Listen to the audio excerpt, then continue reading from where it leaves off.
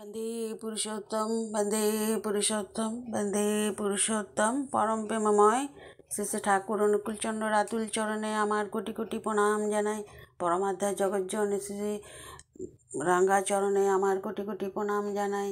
পরম পূজ্যপাদ শ্রী শ্রী বরদা রাতুল চরণে আমার কোটি কোটি প্রণাম জানাই।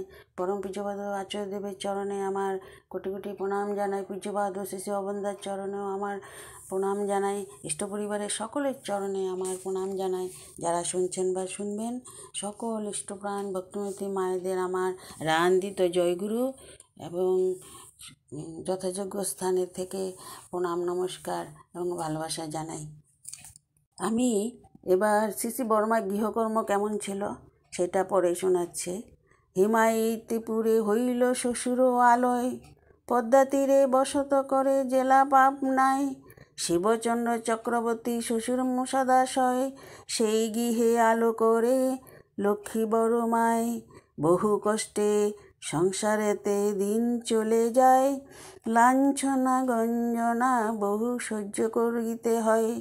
মায়ের সাহসিকতা ছিল অতুলনীয়, অদ্ভুত ব্যাপার ঘটে কেহ না ভুলিও।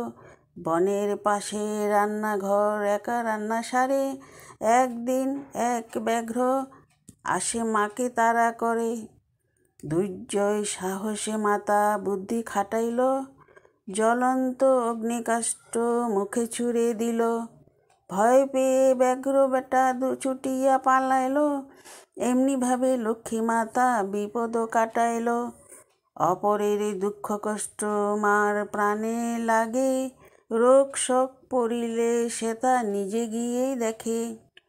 যতদিন রোগ ব্যাধি আরোগ্য না হতো, সংসারের কাজের ফাঁকে শুশ্রূষা করিত। একদিন এক জননী মাকে জানাইল, কঠিন রোগে শিশু তার মৃত প্রায় হলো। কিছু দেওয়ার ছিল না তাই কানের দুল দিল, বাধা রেখে চিকিৎসায় সে রোগমুক্ত হলো। এমন তোর ঘটনা বহু আছে জীবনে, আদর্শ রমণীর গুণ দেখালেন ভুবনে। স্বামী ভক্তি ছিল তার তুলনাবিহীন, স্বামীর প্রাণের ব্যথা নাহি দেন কোনো দিন। না বলিতে কি চাহিবেন বুঝিয়ে যে নিতেন, চাহিবার আগে তাহা সযত্নে দিতেন। কোনো কারণে অসুখ হলে কিবা ভাবে তা সারে, তেমন তোর আহার বিহার খেতে দেন তারে।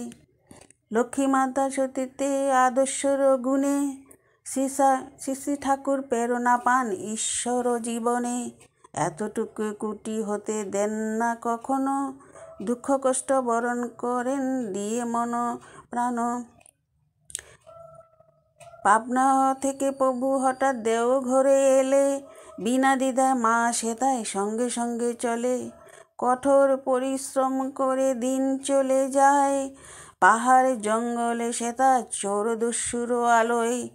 একে একে মা সবাইকে আপন করে নেয়, লক্ষ্মীরূপে পূজা করে তারা শান্তি পায়। আশ্রমেতে বহু শিষ্য আসিতে লাগিল, শূন্য হাতে প্রভু তখন মাকে শুধাইল। উপায় কি বলো তুমি, অভুক্ত যে ওরা। অন্নপূর্ণা রূপে মাতা দেন খাওয়া পরা, স্নেহ প্রেমে হন তিনি সবার শিরোমণি। জগতের মাতা তিনি, জগত জননী।